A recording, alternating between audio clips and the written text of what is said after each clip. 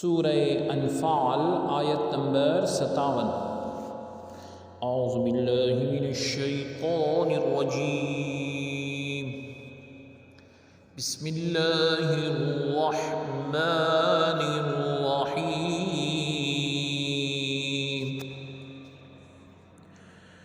فَإِمَّا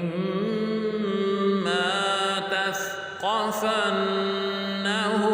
فِي الْحَرْبِ فَشَرِّدْ بِهِم مَّن خَلْفَهُمْ لَعَلَّهُمْ يَذَّكَّرُونَ۔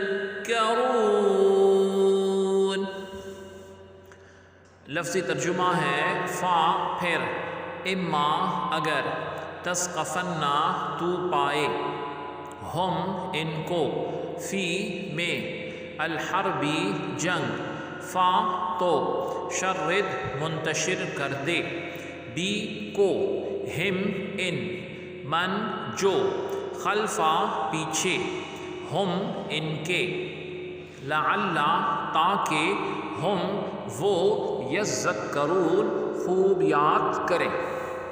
بامحاورہ ترجمہ ہے سو اگر آپ انہیں میدان جنگ میں پا لیں تو ان کے عبرتناک قتل کے ذریعے ان کے پچھلوں کو بھی بھگا دیں تاکہ انہیں نصیحت حاصل ہو۔ آیت کی تفسیر میں فرمایا گیا کہ وہ لوگ جنہوں نے عہد شکنی کی، تم اگر انہیں لڑائی یعنی میدان جنگ میں پاؤ تو انہیں ایسی سزا دو جس سے ان کے پیچھے آنے والے بھی عبرت حاصل کر کے بھاگ جائیں، اور ان کی ہمتیں توڑ دو اور ان کی جماعتیں منتشر یعنی الگ الگ کر دو، اور اس امید پر انہیں سزا دو کہ شاید انہیں عبرت حاصل ہو جائے۔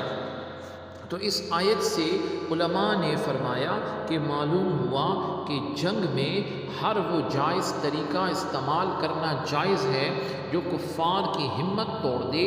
سزاؤں کے پیچھے اکثر و بیشتر یہی عوامل کار فرما ہوتے ہیں کہ دوسروں کو عبرت حاصل ہو اور وہ ایسی حرکت دوبارہ نہ کریں۔ اسی طرح صحابہ اکرام نے قرآن پاک کی اس آیت پر عمل کیا۔ نبی علیہ السلام نے اسلام کے دشمنوں کو عبرتناک سزائیں دی، پھر ساری دنیا نے اپنی آنکھوں سے دیکھ لیا کہ ان لوگوں نے اپنی اس بد کرداری کی سزا چکھی۔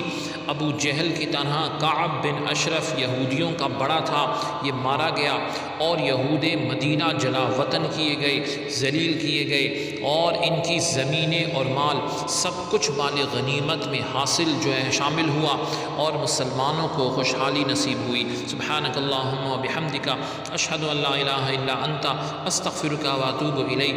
صلی اللہ تعالی علی خیر خلقہ محمد وعلی آلہ واصحابہ اجمعین برحمتک یا ارحم الراحمین۔